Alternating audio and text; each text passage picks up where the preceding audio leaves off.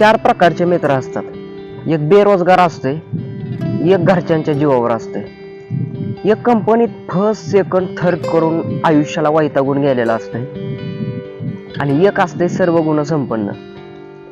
मग पोरांचं कसं असतंय बघा, ज्या कामाला दोघांची सुद्धा गरज भासत नाही तिथंही चार जण जातात.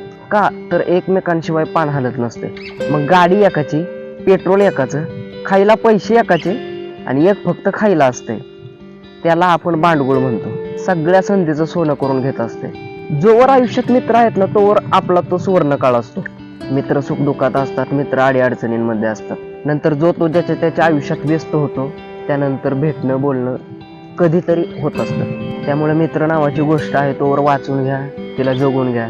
नंतर जसं जसं आपण पुढे जातो, आपल्या आयुष्यात व्यस्त होतो, त्यानंतर मित्र नावाच्या गोष्टीचं पुस्तक अधूनमधून कधीतरीच